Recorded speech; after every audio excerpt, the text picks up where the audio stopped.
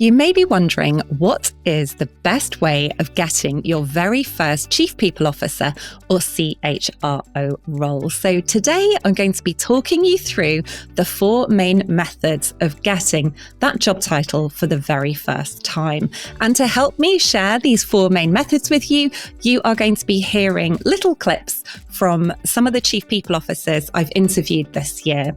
We've been incredibly lucky to have 11 fantastic Chief People Officers give up their time to share their experience and advice with us all to help you think about whether you'd like to be a Chief People Officer one day, apply for the role, and really thrive in it once you've got the role.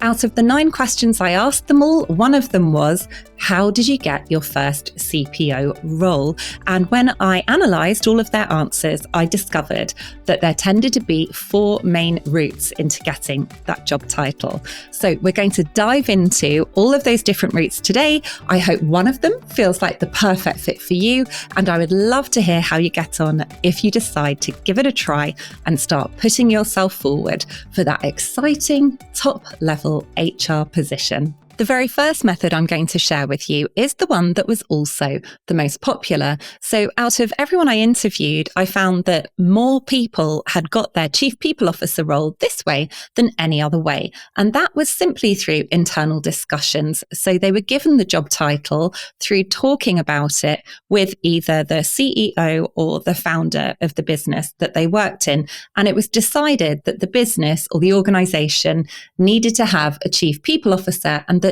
they were the right fit for the role, or it was decided that the role that person was already doing was worthy of the Chief People Officer title. Here is what Jane Beeston shared with us about her experience of this happening with her. So I suppose I was in the right place at the right time. I'd progressed through the organisation and increasingly bigger HR responsibilities on a UK basis, firstly, then moving into UK and North America. And we'd been going through a significant period of change. So I had been acting with the previous CEO to really enable that change and reshaping of the business. So when a new CEO started in 2015, I continued my, I suppose, global influence without that global accountability. And it was quite clear that we needed to have a people voice on the executive team, not just a sort of sideline voice. And because I had a really good relationship and sort of really established a good working relationship with the CEO, he recognised the need to have a global people agenda and had confidence in my ability to be able to do that. So that's why the CPO role was established, and he asked me to do it, which was great. And that's why I say in the right place at the right time. And here is what happened for Nabel Crowhurst when she joined an organisation as Global HR Director. As I stepped into that role, the existing CEO that was in place actually was literally leaving the week I was joining, and a new CEO was coming in unexpectedly, for me anyway, having been recruited. And you have that moment where you go, oh no, what if they don't want to keep me? Because, sometimes CEOs or senior leaders know who they want to work with from a HR point of view. Fortunately for me, the incoming CEO, a brilliant guy named Nick, we struck a good relationship very early on, and I stayed. But we had a conversation probably in my first few weeks around the positioning of my role, and it felt like the right thing to do to give it the right title for the role I was going to be playing in the business. So it was more of a shift in a conversation rather than it being a change in a job. And I suppose in some respects, I've kind of carved it out for myself, working with the C-suite and the CEO in that role, creating what a CPO truly is to the organisation. So, yes, that's how it kind of came about that I shifted from HRD into CPO. And for one last example of having a job title change to Chief People Officer, we're going to hear from Leah Carnegie, who joined us for episode 152. Here's what she had to say. It was a natural evolution. I joined a company as VP of People, a gaming company, and it was a startup. It was 50 people. We built that into a global company where we moved from just being in Gibraltar to different various states and different countries. Now we're global. And with that, I requested a seat at the table. because I wanted HR to be not just HR, because we should have the business lens. And to have the business lens, we need to understand what the business is doing. And the best place for that is to be in the conversations. And my founder agreed and stepped into a CPO role. So, if you'd really like to be given the job title of Chief People Officer or CHRO, and you don't want to leave the organisation that you're already working in, having listened to those examples from other people who were able to do this, it definitely seems worth opening up a conversation with your CEO or the person you report into to discuss it with them. As part of having that discussion, some helpful things to think about might be to demonstrate the strategic scope that you already have, that you're already bringing to the organisation. You might also want to ask about having a people voice on the executive team and point out the benefits for that. And then finally, it could be helpful to explore whether the CPO role is what the organisation needs, whether that really is the position that's going to help the organisation to succeed. Now, let's move on to the second method for getting your first Chief People Officer role. And this method is to get the role through an executive recruiter. 2 of the Chief People Officers that I interviewed shared that this is how they got their first CPO roles. And what might feel like even more of a dream scenario is the fact that they were contacted directly by these executive recruiters. So the term that you may or may not be familiar with for this is being headhunted. This is when you're not necessarily looking for a new role, but someone gets in touch with you, a recruiter gets in touch with you and says, we have a role that we're trying to fill and we think that you might be the perfect person for it. So the 2 people who shared their experience of this happening were approached in different ways. First of all, we're going to hear from Kanika Mehra, and she explained that she was found through LinkedIn. Her LinkedIn profile is what led the executive recruiter to get in touch with her. I had been with Amazon for almost 12 years by then, and it had been an amazing journey of growth. Both for myself, professionally and personally. And this incredible opportunity came up through an executive recruiter. And it was an opportunity of a lifetime for me to design the whole foundation of HR, create the people strategy, especially in partnership with a female founder and a CEO at the helm. She had founded the organization almost 17 years ago. And the plus factor was the mission of driving a technology platform and making science open. It was too hard to miss. Oh, that's brilliant. And so interesting to hear that it was an executive headhunter who approached you about the role. I'd love to ask you a little bit more about that. How did they track you down? Through LinkedIn, actually. So the executive recruiting firm is also owned by a super, super cool female. She founded her own organization. When she had approached me initially, I had actually rejected it because at that time I wasn't very, very keen on leaving Amazon. But she was persistent. And by the 3rd time, I said, okay, what's the harm in a quick informal conversation? The minute she talked about the leader, the CEO, and the organization, and what I would be asked to do, or the candidate would be asked to do, I was like, I'm very curious. I am eager to know more. So I jumped straight in. The other CPO who was contacted by an executive recruiter was Nicola Lyons. And in this case, it was actually her network that recommended her. So there was someone else in the executive search company that the recruiter worked for who had worked with Nicola before and who recommended her for the position. Here she is talking about it. So in terms of getting my first CPO/CHRO role, it was via a traditional route. So essentially, I was contacted by a headhunter who took me through the opportunity. However, what I would say, what was linked to that was that my name was put forward by another individual who happened to work for that executive search firm with whom I worked a number of years ago. So she believed that I would be a good match for the role, and therefore she put forward my name. I was part of a shortlist, so 3 in total, 2 other candidates apart from myself, and went through, I would say, a traditional interviewing process, and then was successfully appointed at the end of those interviews. I think Kanika's example is such a good reminder to us all how important it is to have a really strong LinkedIn profile. And it's not difficult to do. LinkedIn is great at giving you prompts and making it obvious which sections you should be filling in and how to fill them in. If you're not sure about what to put for various sections, then Kanika gives some great tips in the full episode. So you might want to hop back and listen to the full interview with her. And I'll make sure I share the name of the episode and links to it in the show notes. I've just forgotten the name of the episode off the top of my head. I also have 2 other episodes of the podcast that are specifically dedicated to talking about LinkedIn. So again, listen all the way to the end of the episode and I will have looked up by then what the episode numbers and titles of those were. And I hope that they encourage you to start polishing up your LinkedIn profile, ready for recruiters to hopefully find you and get in touch with you. When it comes to the advice from Nicola, again, you may want to hop back and listen to her episode after you finish listening to this one.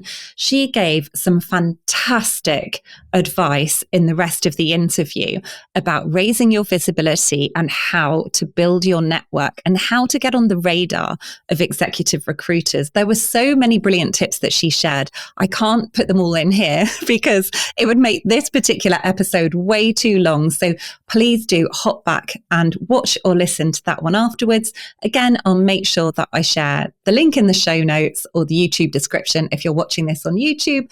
And at the very end of this episode, I will remind you of the episode number and title of the interview with Nicola. And now let's move on to the third method for getting your first Chief People Officer role. And this is to apply for the role directly. So you see it advertised and you submit an application. Now, this was actually the least popular method. Well, when I say least popular, it may be that the other CPOs had tried this as well, but it's the one that was talked about the least. And I wasn't surprised to hear that because especially when you get to the senior level roles, so many roles are filled by word of mouth or by executive recruiters. So I wasn't surprised to find out that this wasn't the most popular way or the most common way that people tend to move into a Chief People Officer role. And the person who shared in real detail with us some fantastic advice around how she had then got the role was Fumi Onamusi. The amount of care, detail and attention she put into her application means that I'm not surprised they were desperate to give her the job. I can only imagine how thrilled they must have been to have got her application. So let's hear from her exactly how she went about applying for the role and the advice that she gives when it comes to doing this. The one thing that was clear to me, and I mentioned earlier about bringing my full self. So the one thing that was clear to me was that I was going to apply in a way that was different from before. So my application had my picture, had me telling, rather than, your typical application would talk about all of your work experience. I focused this time on what I had delivered over the last 20 years of my career. So, rather than being welded to each job and all the things I did within each job, I shifted the narrative to say, over the last 20 some years, this is what I have done. I've led this, I've done that, resulting in this. My cover letter, I spoke about why now? Why this organization? And I give them a little bit of a flavor for my personal, circumstances, talked about my family, talked about my husband, my children. Those were all in my application. And for me, I was like, this is me. And if you think me is interesting enough, then give me a call. I loved hearing from Fumi about her application, and in the interview with her, she also went on to explain about the level of research she did when it came to preparing for her interviews. It was so interesting. I wanted to share that with you as well. So let's go ahead and hear what she had to say. When you're applying for a senior role in the NHS, it is given that you reach out to the people, you want to speak to the hiring manager, who in this case was the chief exec. I wanted to speak with the incumbent in the post. So for me, those were two people that I knew I absolutely needed to speak with beforehand. And I had such a lovely conversation with the chief exec. And I remember asking her the question, is there anyone else you think I need to talk to before the interview? And she was like, oh, yes, absolutely. I'll get my business manager to send you a list of people I think you need to talk to. And her business manager sent me a list of 10 names. So I ended up talking to about 12 people before I went for the interview. And what that meant was by the time I went into the interview, I had a very good grasp of what my narrative was, of what value I thought I could bring, of what gaps I thought I had. And I was clear in talking to everybody, this is what I'm bringing to the table. Do you genuinely think what I'm bringing to the table is going to be valuable? And it's really interesting to be able to hear from all the different people what they found fascinating in my experience. And I was able to pull all those things together and then go into my interview with, look, I've spoken to all these people. This is what they think this organization needs. And this is why I tick the box. So it's a really interesting experience for me. Although for me explained that there is a real expectation for senior level NHS roles that you will go and speak to other people about the role within the organisation, I think it's clear that she went above and beyond by making sure she spoke to so many people. So she had a really, really good understanding of the role and what was required. And I also think it's brilliant advice for all of us, no matter what kind of organisation you're applying for, how much better prepared are you going to be when you walk into an interview or you send off an application if you've taken the time to meet with key people and really learn about the role? And it also gives you that opportunity to start building a bit of a relationship with those key people as well. So I hope that's advice that you can take away and put into action for yourself to help you get your first CPO role. And now we are up to the fourth and final way of getting your CPO role. Well, I'm sure there are probably some other ways as well, but this is the fourth method that came up when I did all of the interviews with the chief people officers for the show. And this method is a little bit similar, but also different to the first one that I shared. So this involves staying in the organization that you're in, but making a pitch to get promoted. So actually putting together a clear business case or proposal or strategy that shows that the organization needs a chief people officer role if one doesn't exist. So many organizations don't have chief people officer roles in them at the moment, although that is changing and I'm sure it will continue to change over time. And then as part of that pitch or as a follow-on from it, you then point out that you're the perfect person to fill that role. Two people who joined us on the show gave brilliant examples of doing this. One was Victoria Pounder and the other was Dr. Andy Stevenson. Let's hear from Victoria first. So I've been with my business for around 14 years now. And when I first joined, we were around 370 people and our HR team was around 4 people. And we were mostly just focused on sort of admin and transactional type work.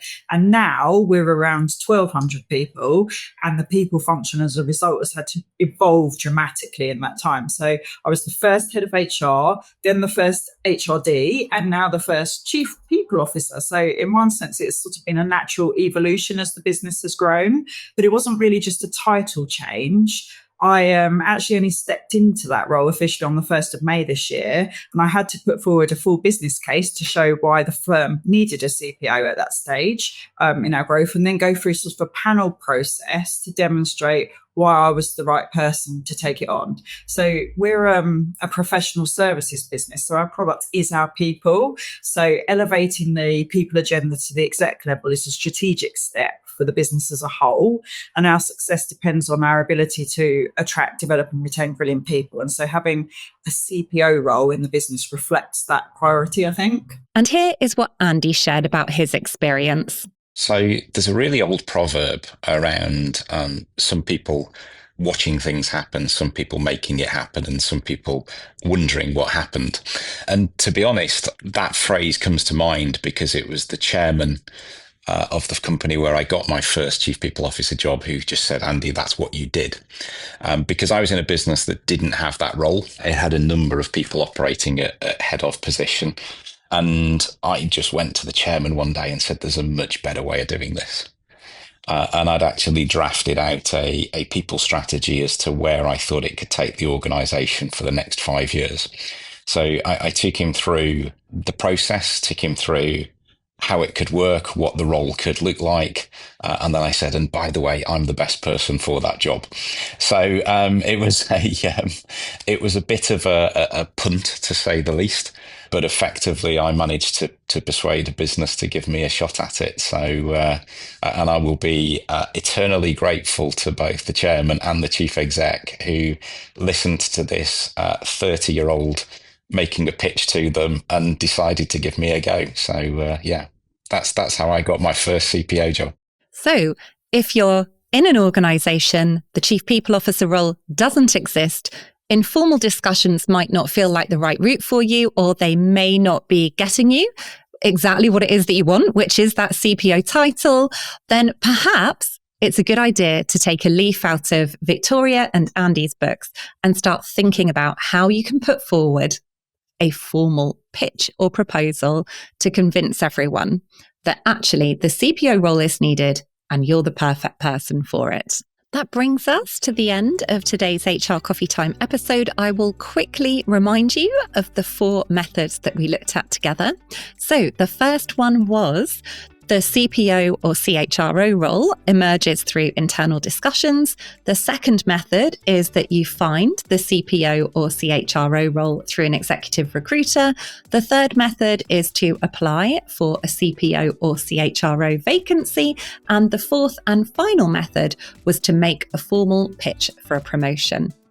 I'd love to encourage you to think about which method feels right for you, and maybe you could even commit to taking one action to move yourself forwards so that you know you're one step closer towards getting that dream chief people officer role.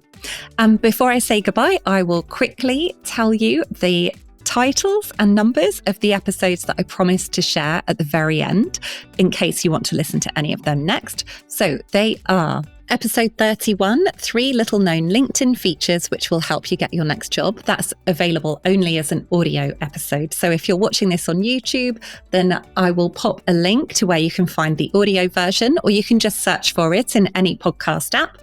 Another audio only one is another LinkedIn tips one, which is episode 106, 7 types of posts to share on LinkedIn that will help your HR career.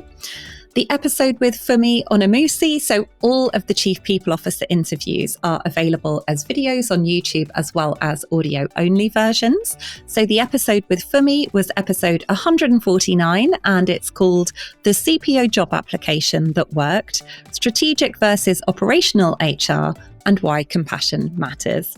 Then the episode with Nicola Lyons was episode 154, Step-by-Step Career Advice to Become a Successful CHRO/CPO.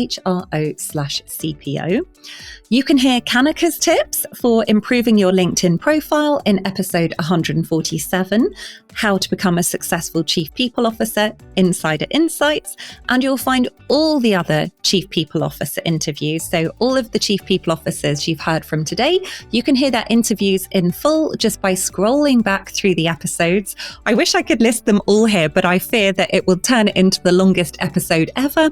Just scroll back through the episodes and you'll find they're some of the most recent ones right before this one. Thank you so much, and I'm looking forward to being back again in 2 weeks' time with the next episode for you.